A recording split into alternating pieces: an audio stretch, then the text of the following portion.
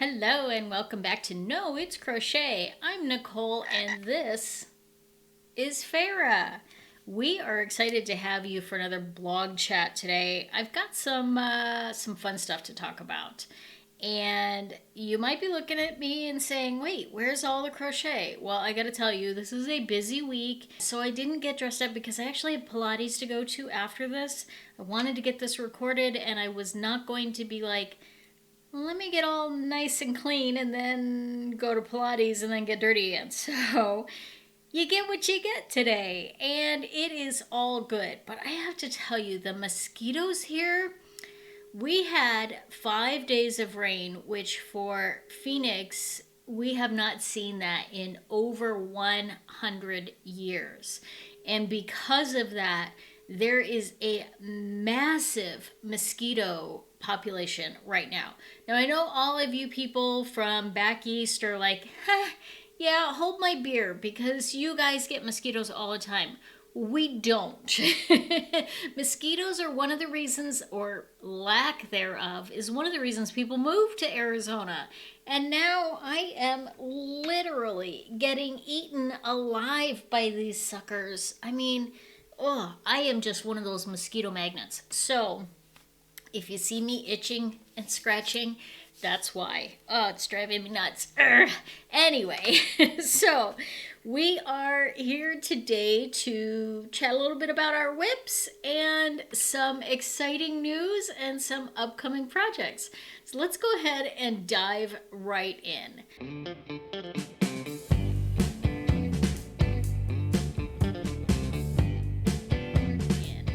The first whip, if you recall from last week, is the Mosaic Crochet sweater, the Starlight Crochet sweater. And I did make some progress on this since last week.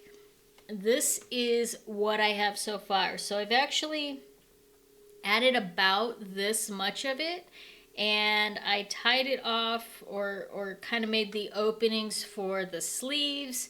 And so I'm ready to kind of start getting some length on this. And I am so excited. I think this is so pretty. I'm sad that I'm probably going to be able to wear this maybe twice a year because I think it is so stunning. But here in Arizona, it just gets too warm for these kind of sweaters. I love it anyway, and I had to have it.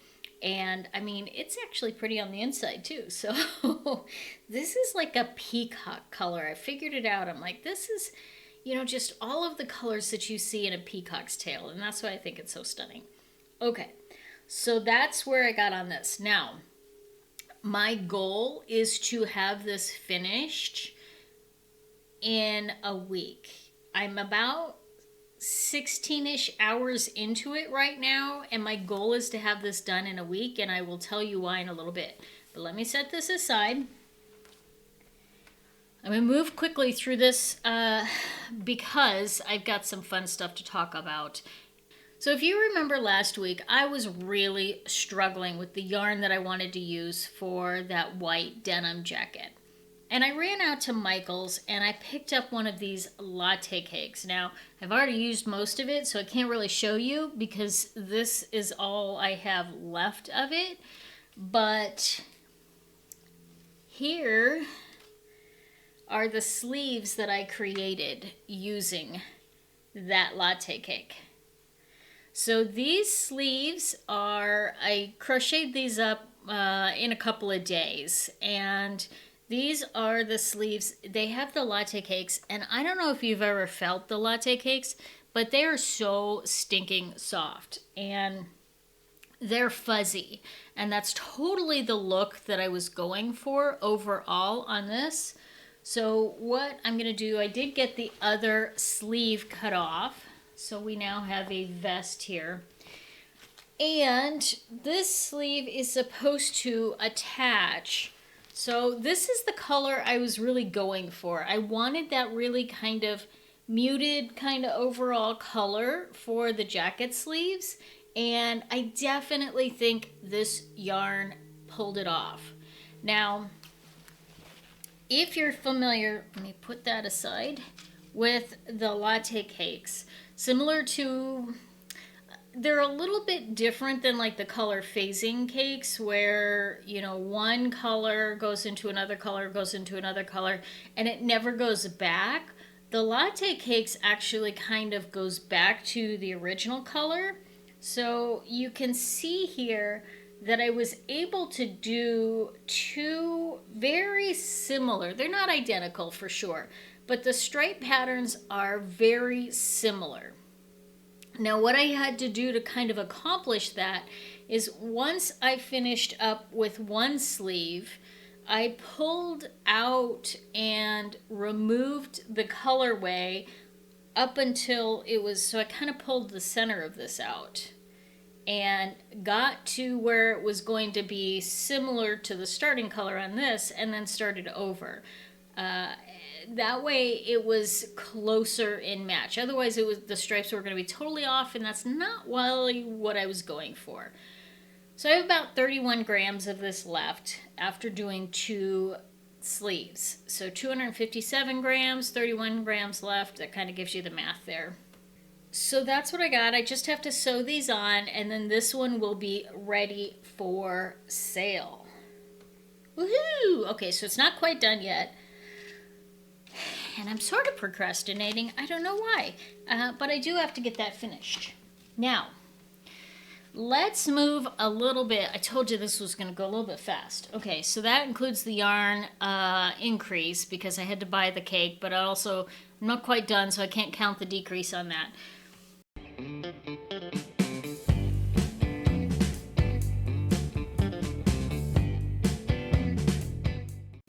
Business. Let's talk some business. So I had made a promise that I was going to go out to these boutique shops last week. Friday was that drop dead deadline. I was going to go out to the little town of Carefree and Cave Creek, and I was going to visit all the clothing boutique shops and take in my jackets.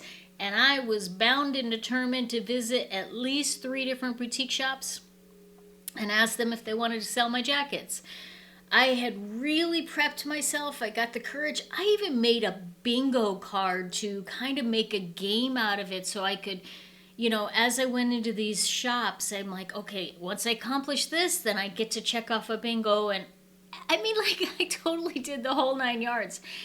And then I started mapping out the locations that I was going to go to, and I discovered that there are significantly less clothing shops in that area than I expected. I thought there was easily 5 or maybe even as many as 10 little cute souvenir-y kind of boutique shops that would be perfect for carrying my items. There's 2. Just 2. And I talked it over with my husband. I'm like, what am I gonna do? I mean, like, am I using this as an excuse to not go, or does it not make sense to drive over there? You know, I didn't know what I was gonna do. And so I decided what I was gonna do instead was that I put out some posts in the groups that are affiliated with those neighborhoods and the areas that are very kind of more rural for the Phoenix area. And that's kind of where I live. So it's all my neighbors and kind of my extended neighbors. We all live on bigger pieces of land out here. There's lots of horses, goats. There's even a camel that lives up here. So, you know, we've got sort of all of that kind of vibe. And I posted it to a lot of those groups. And I also posted it to my own Facebook and said, look, this is a dream project. And if you know of anyone that is either interested in purchasing one of these or would like to get a custom order, or better yet, if you have any contacts that might be able to help me get these into stores, I would really appreciate the information on those individuals. And my thought was that I was going to do that every couple of weeks, just so that I could kind of keep dripping in those groups and people would keep seeing them and they know that I wasn't just, you know, a one-time kind of thing. I have posted in them before with lots of people saying, oh my gosh, those are amazing. You know, but not much else besides that. And here's my results. Okay.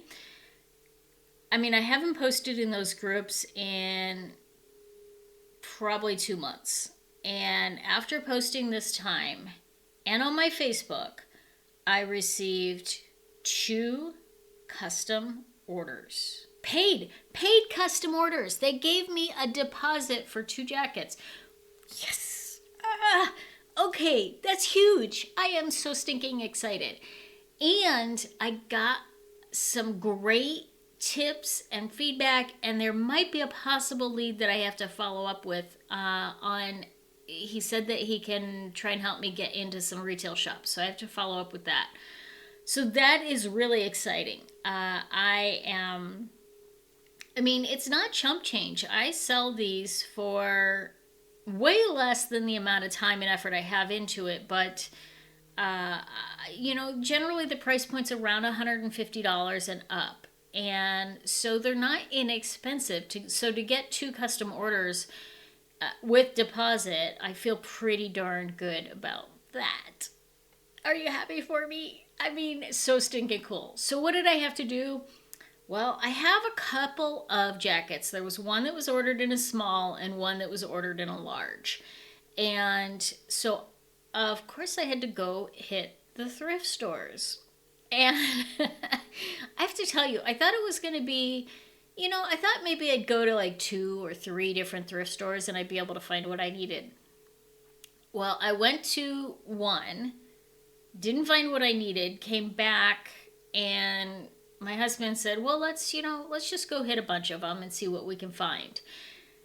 And so we set out on Sunday and we hit 8 different thrift stores. You want to see what I got? Of course you do. Okay, if you followed me on Instagram, you already know what this haul looks like. Yeah, I got a few jackets. Now, I gotta tell you, finding small and medium was not a problem.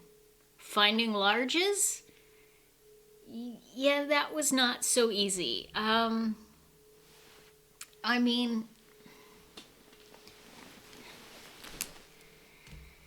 so let me just, I want to show you what I got, okay? After visiting 8 different thrift stores within a 3-hour period of time. And I gotta tell you, that is not something that they talk about when they say calculate your time and effort into pricing your item.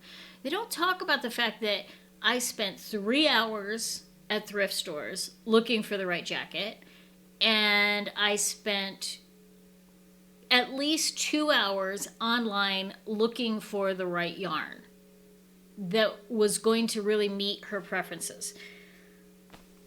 They don't talk about all that, you know? They just don't. So let's see what we got here. Now, she had ordered blue. She wanted blue jackets. But as I was there, my husband's like, well, if that's a cute jacket, you should just get that one too and have it in stock. Fingers crossed I actually sell all these because I have a decent amount of stock now, right? I mean, I kind of look like a boutique denim shop now instead of a yarn shop. So I got this one, and this I think is the one that I am going to use for the small for the custom job. So there's this one. This is actually an American Eagle, and I paid $10 for that one. And then I got this one, which is a White House Black Market, and this one is a medium. So it's kind of a little bit more on the plain, you know, just denim jacket style. I mean, a lot of these are. This one I actually really like. I might have to keep it for myself. This is also a White House Black Market. It's more of a crop style, and it definitely has some super bling on it. So while this one is a large, she didn't want a blingy jacket. She wanted more of a plain style. So there's that one. And then this one is Christopher Banks. And no, it's not denim blue, but it is denim, and it's got some neat pocket details. And I thought the mint would actually make a great kind of color. Now this one was thrifted, I think, because it's got a stain on the sleeve. And that's okay, because one, I cut off the sleeve and I can still actually use the cuff. There's no staining on the cuff. So I like to reuse the cuff sometimes on those. Now it's always a super bonus when I can find one that is a vest and I don't actually have to cut the sleeves off. This one is, I mean, oh my gosh, this one is just so biker style, so much fun. It is a size small and was $12. I don't think I gave you the price on all of them, but it is what it is. Okay, here's another small. This one is by Maurice. And this one has some nice kind of blue and gold stitching on it. And it is more of a crop style. A lot of the smalls and mediums were kind of a crop style. Now this one I had in my closet, and I don't remember honestly where I got this. I think I got it, I don't know, but I've had it for a long time because I love this jacket. But it says it's an XL. At best, it's a medium, kind of a small to medium size. So, but it's so cute. I love the denim on it. It's Massimo, which used to be a Target brand. So, no, I didn't thrift that one, but it was in the closet. Okay, then I have another one that is already a vest, and again, that's why I picked it up even though it's pink. And this is an American Rag CIE. I don't know how you pronounce that. It's a pricier brand that I'd never heard of, and this one was $6.99, and it's a medium. Again, kind of pushing on the medium. It seems closer to a small to me, but it's all good. And then this is a Lee white basic jacket, extra large. And then I also still had this one, so all of my jackets were kind of all in one pile. But this one is actually reversible. It's a large, and it's got this sort of snake skin-like print on the inside, so you can actually reverse it, and I think that's a lot of fun. So, all told, I bought a few. And because I could not find a large, I did end up going to a couple of Ross's and a TJ Maxx, and I did find a large at Ross. However, I'm heading back out tomorrow, and I really do want to find one at a thrift store. So I'll hit a couple more thrift stores tomorrow, and then I can return the one to Ross if I find a large. But I like the concept of thrifting these, so I would rather have something that was thrifted, but I know the client is going to be just fine with a brand new one. And, you know, I also want to make sure that it is a jacket that meets the concept that she wants to have created. So, the other thing is finding the freaking yarn. So she sent me some color swatch ideas. Now her daughter's, the one that she's getting for her daughter is super easy. It's more of a solid color, kind of an army green, and that's going to be totally easy.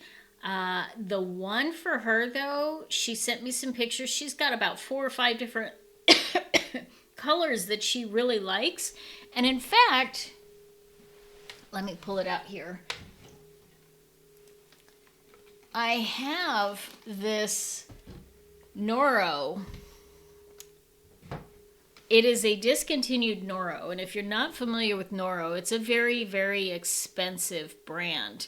This is actually made with wool, Angora, and silk. And you would think, because it has Angora and silk in it, that it would be really, really soft. I have so many skeins of this, and these are the colors that she was looking for. She wanted navy, she wanted purple, she wanted red, she wanted gold, and black. Now, this doesn't have black in it, but it hits all of the other colors. And so I'm like, well, let me try that one. It's heavier. It's an Aran weight, and I really wanted to do a DK weight, but I'm like, let me see if that works.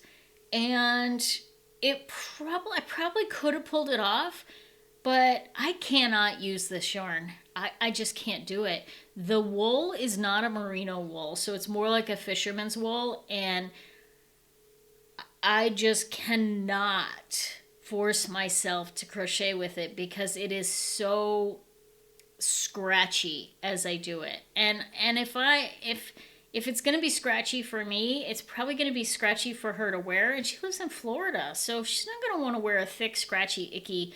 No, so I can't do that. If you are interested, I actually have this available for sale on my Ravelry page. I have several, I think I have like 4 or 5 skeins of this, and at least 1 or 2 of them are still in the hank. But I mean, it's very, very lovely, lovely yarn, and it's a very high-end yarn, but it's just not fun for me. I have not actually found any of the Noro yarns to be pleasing to the touch for me, which there are a lot of people that just rave about the Noro yarns, and I'm just, yeah, I don't know. Every time I go to one of these fancy local yarn shops, I'm like, I don't know. It's just, yeah, I'll pass. So even though they're very lovely to look at, they're just not fun to touch. And if it's not fun for me to touch, I'm not going to buy it. So, yeah, so those kind of ideas of finding the right, and I have, so here's an insider little secret. When she reached out and said, I'd love to do a custom jacket, I immediately jumped on Google Forms and created a little bit of a form that was a questionnaire so I could gather information about what she was looking for. Now, I didn't want to make it too terribly overwhelming, or I could have probably added in 3 or 4 more questions to it. As it is, I think it's like 7 or 8 questions, probably 8-ish questions. And, it's like, what color jacket are you looking for? What style jacket are you looking for? What style sleeves are you looking for? What are your basic colors that you're looking for? And those kind of things. And then I also put in there, like, I understand that the price range for this jacket is going to be between this and this. And I understand and accept that this jacket comes from a home that has huskies or, something like that. I don't know exactly how I phrased it, but so that when they're filling out the questionnaire, they at least consent in advance to those kind of criteria. And that just allows me to have everything in one place. Fortunately, I know enough about Google Forms. I really kicked that out in maybe 10 minutes.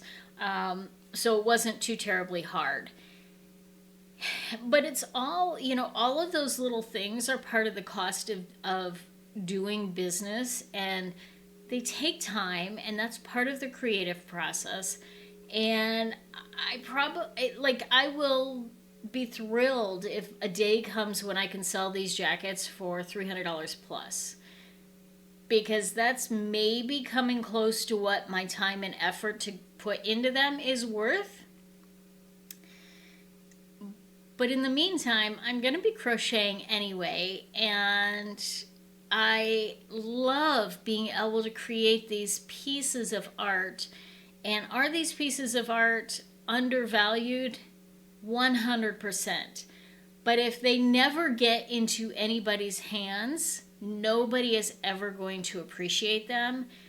So I feel I am of the mindset that I have to start somewhere. So I've priced them for what I am willing to accept them for until there becomes more of a demand for them. And then I can begin to charge more for them. you know, there are going to be people that are going to argue all day long with me and tell me you have to charge $300 plus because that's the amount of time and labor you have into these and materials.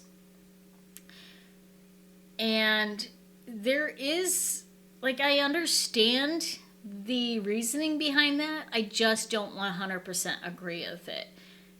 I'm not out there trying to make a living doing this, and frankly, if I was, I wouldn't be. There would be no living being made. So I have to start somewhere and consider it a starving artist of sorts, because I'm not reproducing these. I'm not like one of the crocheters that has lots of the same kind of thing and I can just turn those out kind of like a factory does. These are pieces of art, in my opinion. It's wearable art, it's functional art, but it is still art. And I'm okay selling my art at $150 to $200 so that I get some exposure and so that I get more of them out there, and I'm not just creating things to hang in my closet that never get seen. That's my feeling on it. And might be an unpopular opinion, but I'm sticking to it. Okay, so plan for those. I've got one more jacket to purchase. I mean, I don't have to because I have the one, but I would like to get the large. The yarn is ordered. It will be arriving next week. I gave her a 3 to 4 week turnaround time. So as soon as that yarn gets in, I've got to just laser focus on getting these done. And so if I'm not done with the sweater at that point in time, that is going to be put on the back burner until I get these jackets done. Are you excited for me? I'm so excited. I can't believe it.